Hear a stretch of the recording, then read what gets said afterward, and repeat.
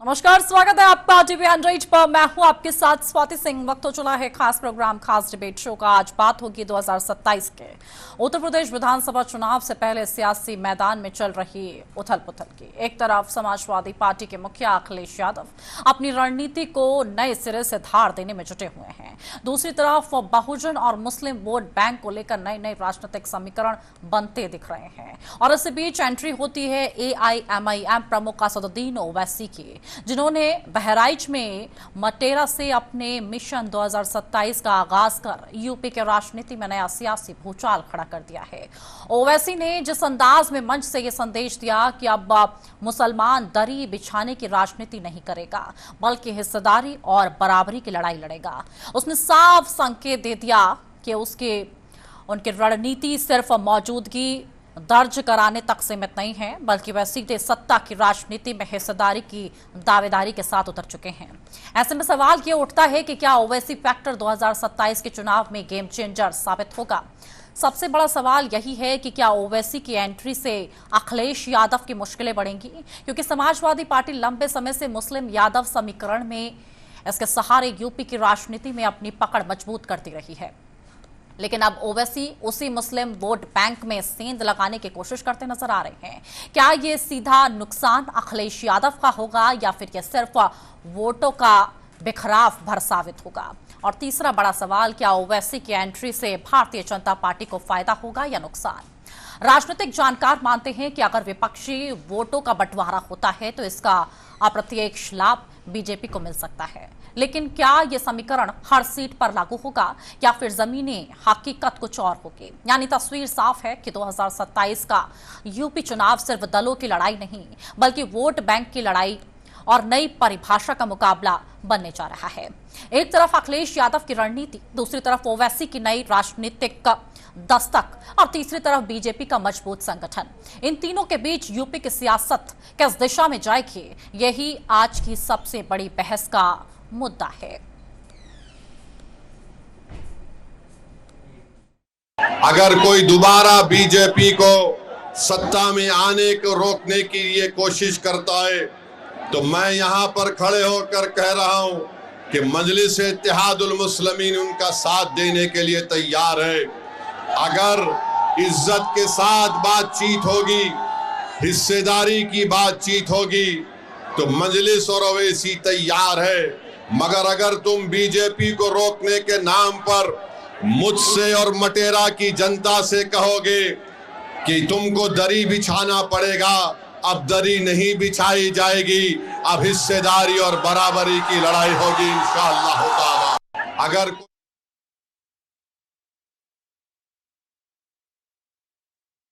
चुनाव 2027 में बड़ा सियासी धमाका अब देखने को मिल सकता है। ओवैसी की एंट्री से बदल जाएंगे समीकरण। AIMIM प्रमुख असदुद्दीन ओवैसी ने हुंकार भर ली है और यूपी में मिशन 2027 का आगाज बहराइच के मटेरा से शुरू हुआ है। चुनावी अभियान मुस्लिम वोट बैंक पर सीधा फोकस, दरी बिछाने की राजनीति नहीं चलेगी। ओवैसी का बड़ा सियासी संदेश अखिलेश यादव की मुश्किलें भी बढ़ाता नजर आएगा। मुस्लिम वोट बैंक में सेंधमारी की आशंका लगातार बढ़ रही है। ओवैसी की एंट्री से बीजेपी को फायदा होगा या नुकसान, ये भी बड़े सवाल खड़े हो रहे हैं। यूपी में नया राजनीतिक समीकरण अब फिलहाल देखने को मिल रहा है। तो ऐसे में इस समीकरण को देखते हुए जहां ओवैसी अब नजर आ रहे हैं और किसको नुकसान पहुंचाएंगे, किसको फायदा पहुंचाएंगे, ये बड़ा विषय है। इसी पर ही आज की हमारी पूरी बहस और ये पूरा कार्यक्रम रखा गया है, जहां पर ये जानने की कोशिश की जाएगी कि आखिर किस तरीके से, किस दिशा में ये राजनीति जाती है। तो इस पर बहस के लिए हमारे तमाम मेहमान जुड़ चुके हैं, जो कि खेमचंद शर्मा बीजेपी प्रवक्ता हैं। सर, आपका बहुत बहुत स्वागत है टीवी 100 पर। मोहम्मद आजम खान सपा प्रवक्ता, सर आपका भी बहुत बहुत स्वागत है टीवी 100 पर। सैयद रुबिल अहमद नेता AIMIM है, सर आपका भी बहुत बहुत स्वागत है टीवी 100 पर। और हमारे साथ राज लक्ष्मी जोशी राजनीतिक विश्लेषक हैं, अच्छी समझ रखती हैं, मैम आपका भी बहुत बहुत स्वागत है टीवी 100 पर। तो इस खास कार्यक्रम की शुरुआत जो कि हम करना चाहेंगे सैयद रुबिल अहमद के साथ। सर रुबिल साहब क्या कहेंगे, ओवैसी जी की एंट्री हो चुकी है पार्टी में, क्या कुछ चल रहा है, क्या कुछ प्लानिंग चल रही है और किसके साथ मैदान में उतर रहे हैं? तो हम लोगों ने बस शुरुआत की है मैदान में उतरने के लिए। तो हम लोग बार बार जो है गठबंधन जाने की बात कर रहे हैं, लेकिन उसके बाद भी समाजवादी पार्टी या फिर कांग्रेस पार्टी अगर चाहेगी गठबंधन लेना तो हम लोग बिल्कुल गठबंधन में रहेंगे और गठबंधन में जाके चुनाव लड़ने का काम करेंगे। अभी हम लोगों ने मडेरा की विधानसभा से जो हम लोगों ने आगाज किया है, तो इससे जाहिर सी बात है कि हम लोग चुनाव मैदान में बिल्कुल आएंगे और आज उसमें एंट्री हो चुकी हम लोगों की है। और आने वाला वक्त है कि समाजवादी पार्टी अगर यहाँ पर बंगाल का रिजल्ट नहीं दौरान पार्टी गठबंधन को तैयार है ना, मतलब रूबिल जी पार्टी गठबंधन को तैयार है या सिर्फ यहाँ पर नुकसान देखने को देगी, मतलब देखने को मिलेगा और पार्टियों को सिर्फ नुकसान देने के लिए आ रही है? मतलब गठबंधन है, जीत का दावा है, नुकसान पहुंचाना है, क्लियर क्या है रूबिल जी? हम पार्टी की जितनी भी पार्टी चुनाव आयोग पर रजिस्टर्ड है वो चुनाव लड़ने के लिए आती है, किसी को हराने के लिए जिताने नहीं आती है। मेरी भी पार्टी चुनाव में मैदान ठीक है। हमारे साथ मोहम्मद आजम खान भी जुड़ गए हैं, सपा प्रवक्ता हैं।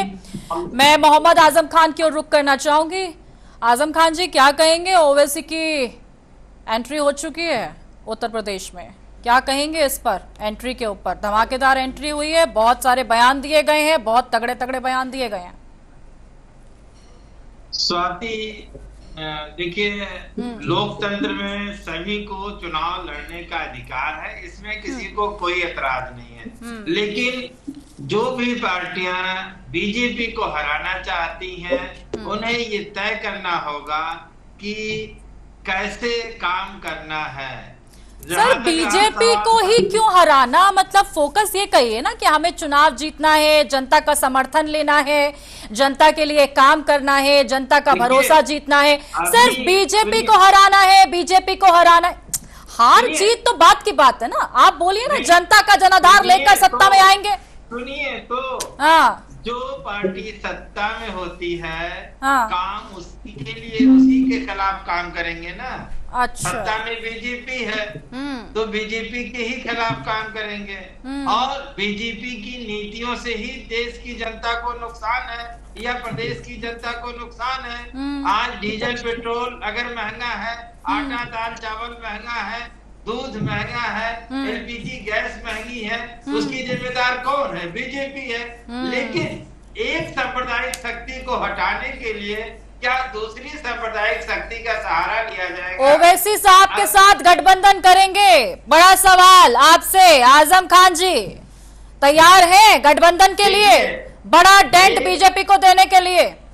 अगर ओवैसी साहब की एमआईएम इंडिया ब्लॉक की उन नीतियों का समर्थन करती है, इंडिया ब्लॉक की कोर नीतियां हैं समाजवादी पार्टी इंडिया ब्लॉक की, कि हम सांप्रदायिकता के खिलाफ हैं, हम सेक्युलरिज्म के समर्थक हैं, हमें लोकतंत्र और संविधान में विश्वास है, हम तानाशाही में विश्वास नहीं रखते, डिक्टेटरशिप में विश्वास नहीं रखते।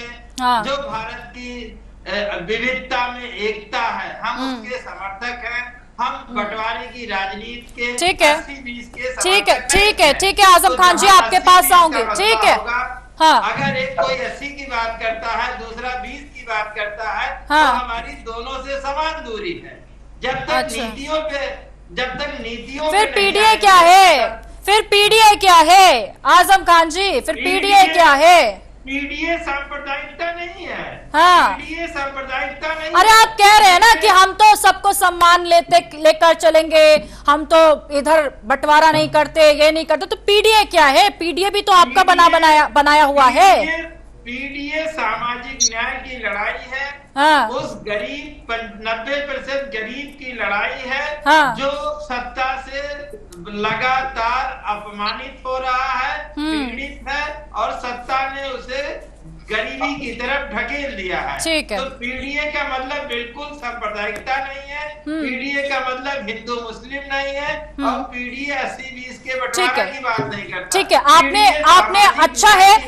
आपने अच्छा है इस पीडीए की परिभाषा अच्छे से बता दी ताकि जो लोग भ्रमित होते हैं उनको पता लग जाए। ठीक है, खेमचंद शर्मा जी हमारे साथ जुड़े हुए हैं, बीजेपी प्रवक्ता है। खेमचंद जी क्या कहेंगे इस पूरे विषय पर? ओवैसी की एंट्री हो चुकी है उत्तर प्रदेश के अंदर और अब गठबंधन की बातें भी सामने आ रही हैं। क्या बीजेपी को बड़ा नुकसान होने जा रहा है?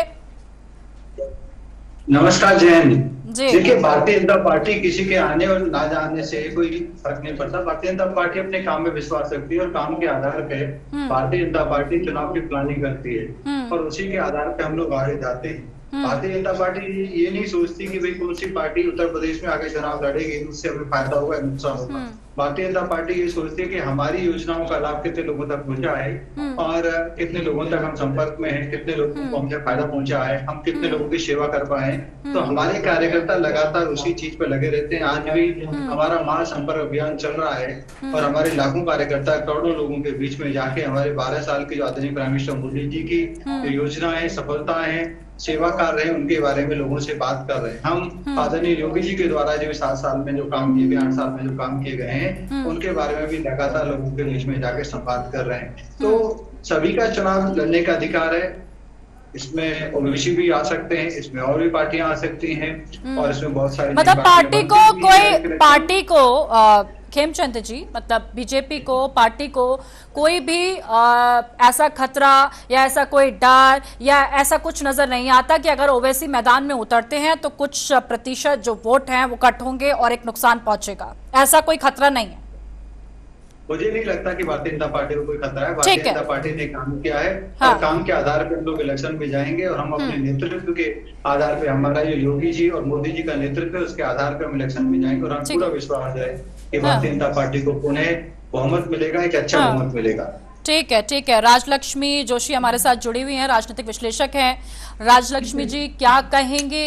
ओवैसी की एंट्री हो चुकी है, असदुद्दीन ओवैसी अब मैदान में उतर चुके हैं और उनका एक स्टेटमेंट जहां उन्होंने बोला है कि अब मुसलमान दरी नहीं बिछाएगा, इस पर क्या कहेंगे? ये कौन सा पैतरा फेंका गया है ओवैसी द्वारा, क्या प्रभाव पड़ेगा इसका? नमस्ते।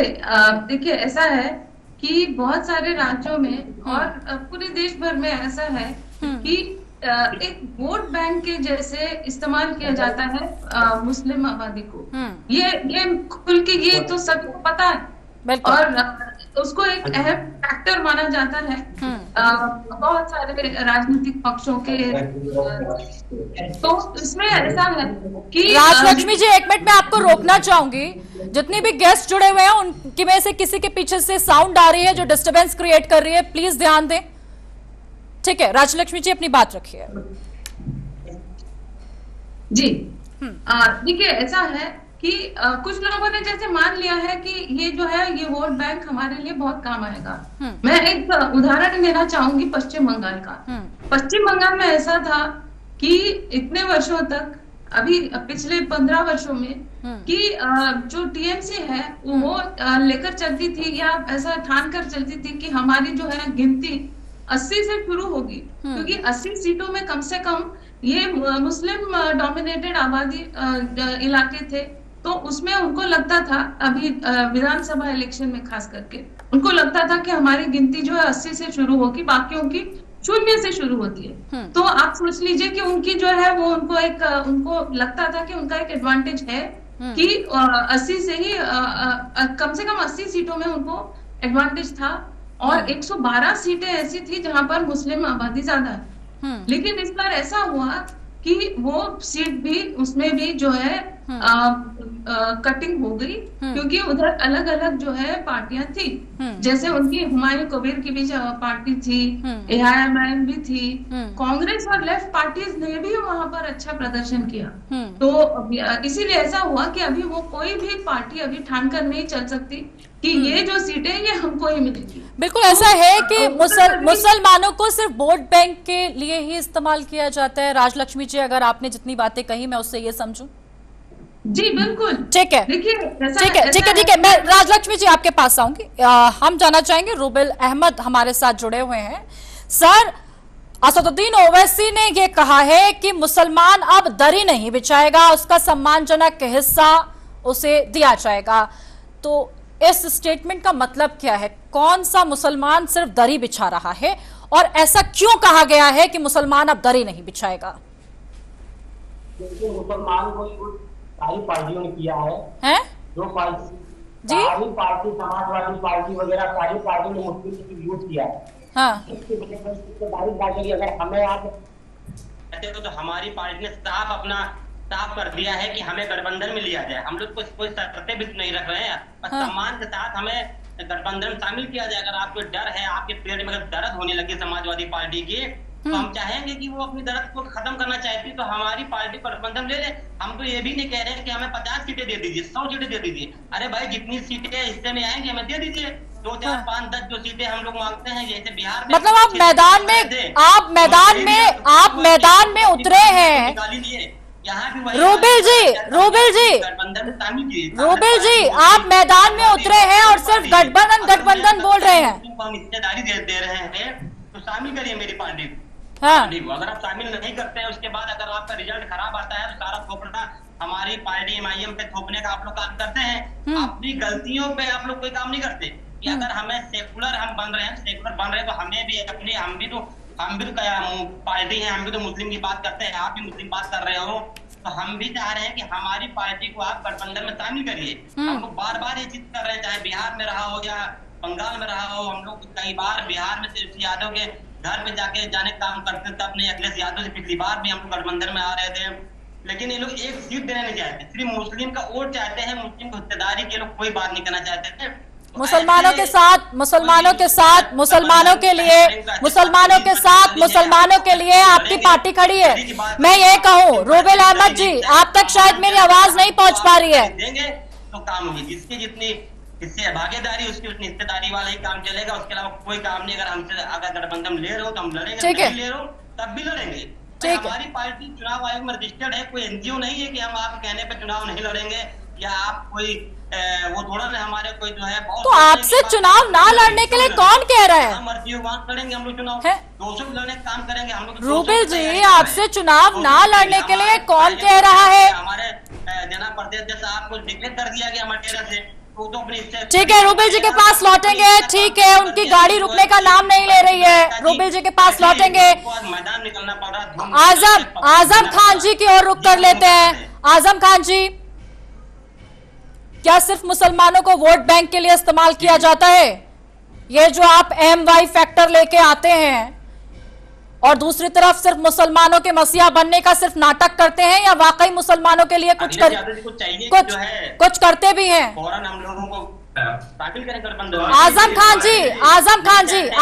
जी से सवाल है। आप रूबेल जी, अपनी गाड़ी पे जरा ब्रेक लगाइए। पार्टी हमारी रजिस्टर्ड है, तो चुनाव तो लड़ेंगे। अरे ठीक है ना, आपके पास अभी आएंगे। ठीक है आजम खान जी, चुनाव आयोग ने परमिशन दिया है, कहीं भी लड़ेंगे। हम लोग तो अपने जीतने के लिए जा रहे हैं, किसी को हराने या फिर जो है जिताने के लिए नहीं जा रहे हैं। ठीक है, अपने फोकस करना, अपनी पार्टी को जो है रिजल्ट ला के देना। ठीक है। हम लोग 200 सीट पर तैयारी कर रहे हैं। अरे रूबेल खान जी, जरा चुप हो जाइए, औरों को भी तो बोलने का मौका दीजिए। और 3 लोग भी जुड़े हुए हैं। अरे चुप हो जाइए सर। आजम खान जी, रखिए अपनी बात। पार्टी सिर्फ वोट बैंक के लिए मुसलमानों का इस्तेमाल करती है। अब ओवैसी जी कह रहे हैं मुसलमान दड़ी नहीं बिछाएगा बस। अब मुसलमानों के लिए कुछ काम भी होगा, कुछ करा भी जाएगा, या सिर्फ मुसलमान कर वोट बटोरे जाएंगे बस? स्वाति, मसला यही है, MIM हो या BJP हो। हाँ। तो BJP ये खुद बताए कि मुसलमानों की हिस्सेदारी कहाँ है। एक भी लोकसभा MP नहीं है, एक भी केंद्रीय मंत्री नहीं है, एक भी MLA उत्तर प्रदेश में नहीं है। तो मुसलमानों को राजनीतिक हिस्सेदारी की जब बात करती है MIM, तो उसे समाजवादी पार्टी की MLA लिस्ट उठा के देख लेनी चाहिए, MP लिस्ट उठा के देख लेनी चाहिए कि मुसलमानों को हिस्सेदारी कहाँ मिल रही है। और मुस्लिम हित की बात करते हैं, ये कहते हैं कि मुस्लिम महिला भारत की प्रधानमंत्री बन सकती है, मुस्लिम महिला भारत उत्तर प्रदेश की मुख्यमंत्री बन सकती है, लेकिन मटेरा से एक मुस्लिम महिला विधायक है, उसको हराने पहुंच जाते हैं। तो ये इनका चरित्र है, इन्हें ये खुद तय करना होगा कि ये चाहते क्या है। ठीक है, ठीक है, ठीक है, उनसे मैं सवाल कर लूंगी। आजम खान जी, आप मुझे ये बता दीजिए कि आपकी सरकार भी रही थी, मुसलमानों के लिए कितना काम आपकी सरकार ने किया था? 2012 से 17 के बीच में तमाम जो मुस्लिम मुद्दे हैं उन्हें एड्रेस किया गया। ठीक और है, देखिए कोई स्पेशल पॉलिसी किसी संप्रदाय के लिए नहीं बनती है भारत में। ये भारत एक सेकुलर स्टेट है। जब भी बात काम होगा तो सेकुलरिज्म के दायरे में और संविधान के दायरे में होगा। सवाल ये है कि लेकिन वोट सिर्फ धर्म के हिसाब से मांगा जाता है, वोट सिर्फ जातियों के हिसाब से मांगा जाता है, लेकिन काम करने की बात आती है, गिनवाने की बात आती है तो सेकुलरिज्म आ जाता है। वोट बिल्कुल धर्म के आधार पे नहीं मांगा जा रहा है, वोट भी उन्हीं नीतियों पे मांगा जा रहा है। ठीक है, जो भाजपा की नफरती नीतियां हैं, सांप्रदायिक नीतियां हैं, जो संप्रदाय विशेष को टारगेट करने की कोशिश है, जो ठीक है, संविधान ठीक है, ठीक है, ठीक है। खेमचंद शर्मा जी हमारे साथ जुड़े हुए हैं। ठीक है, ठीक है, आजम खान जी ओके, आपके पास आऊंगी। खेमचंद शर्मा जी हमारे साथ जुड़े हुए हैं। खेमचंद जी, मुसलमान सिर्फ दड़ी बिछा रहे हैं, कुछ उनको नहीं दिया जा रहा, मुसलमानों को आउट किया जा रहा है, मुसलमानों को सम्मानजनक अधिकार नहीं दिया जा रहा, मुसलमानों के लिए कोई कार्य नहीं किया जा रहा, क्या हो रहा है? देखिए, भारतीय जनता पार्टी के राज में मुसलमानों के लिए कोई काम किया जाए ऐसा नहीं, हम सबके लिए काम करते हैं। मुसलमानों के लिए काम क्यों करें? हम सभी भारतीयों के लिए काम क्यों ना करें जिसमें मुसलमान भी हैं?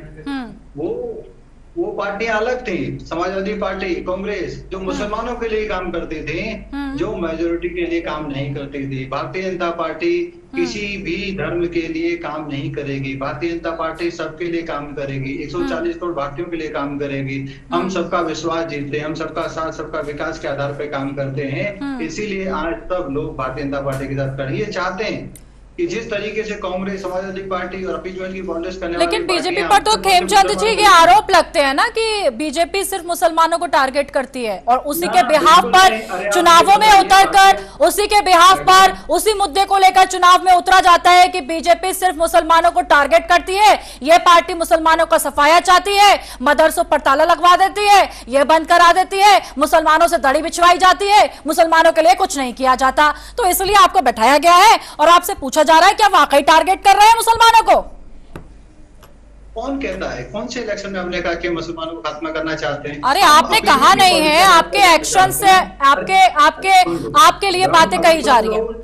ठीक है, ठीक है, कही जा रही है। वो लोग कह रहे हैं जो सिर्फ मुसलमानों के लिए काम करते हैं, अपने परिवार के लिए काम करते हैं, जो देश के हमारा जो संविधान है उसको तार तार कर देते हैं। हमारे यहाँ के जो मूल निवासी है उनके लिए वो कुछ नहीं करते, उनका दोहन करते हैं। हम सबके लिए काम करते हैं। हमने कभी नहीं कहा कि हम मुसलमानों को खात्मा चाहते हैं, हम कट्टरपंथियों को खात्मा चाहते हैं, हम करके रहेंगे। हम अपीजमेंट पॉलिटिक्स का खात्मा चाहते हैं, हम करके रहेंगे। हम जो समुचित पॉलिटिक्स करते हैं हम उसका खात्मा चाहते हैं, हम करके रहेंगे। हम सभी के लिए काम करते हैं, हम पर्टिकुलर जाति या धर्म के लिए काम नहीं करेंगे। हम किसी को खुश करने के लिए मेजोरिटी मतलब 5-10% लोगों को खुश करने के लिए 80-90% लोगों की बलि नहीं चढ़ाएंगे। इसीलिए भारतीय जनता पार्टी सबकी बात करती है और समाजवादी पार्टी आज भी तुच्छ राजनीति के तहत कुछ लोगों की पर्टिकुलर धर्म की बात करती है। ठीक है खेमचंद शर्मा जी, जितने भी हमारी योजना है, मोदी जी की सभी योजनाओं का लाभ सबको मिल रहा है और परसेंटेज में निकालेंगे तो मुसलमानों को लाभ सबसे ज्यादा मिला है। आज मुसलमान जो वास्तव में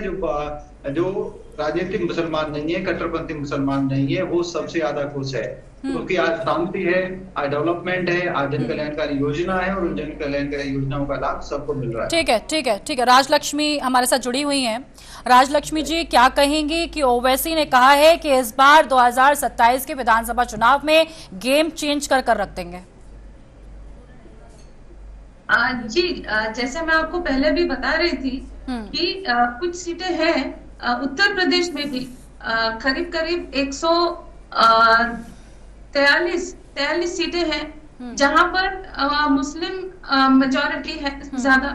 और आप समझ सकते हैं कि 403 में से अगर 143 सीटें मुस्लिम आबादी वाली होंगी, तो फिर मैं ये नहीं कह रही हूँ कि वहां पर पूरी वैसी है, लेकिन जैसे 11 सीटों में 50% से ज्यादा सीटें हैं मुस्लिम आबादी है, तो ऐसे करके कुछ 143 सीटें हैं, तो बहुत फर्क पड़ जाता है इसमें वैसे देखा जाए तो राजनीति में। लेकिन ये है कि देखिए अभी जैसे खेमचंद जी बता रहे थे कि भाजपा का, जैसे मैंने ऑब्जर्व किया कि उनका जो है वो सामाजिक चीजों पर ज्यादा वो फोकस करते हैं, और हाँ वो उन्हीं कैंडिडेट्स को टिकट देते हैं जो उनको लगता है कि वो सीटें जीत पाएंगे। उनको पता है, उन्होंने देखा है कि उन्होंने जहां जहां पर मुस्लिम कैंडिडेट्स उतारे वहां पर उनको जीत नहीं मिली, तो फिर वो इसीलिए वो उन्होंने साफ साफ कह दिया कि वो जो जीत पाए ऐसे लोगों को हम टिकट देंगे, तो वो अलग बात है। लेकिन देखिए उन्होंने बहुत सारे ऐसे सामाजिक जैसे बिल भी वगैरह लाए। आप सोचिए कि ये इंस्टेंट ट्रिपल तलाक ये क्या था, ये महिलाओं के लिए, उनकी सुरक्षा के लिए था, क्योंकि कोई लोग व्हाट्सएप के जरिए, फोन के जरिए 3 बार तलाक।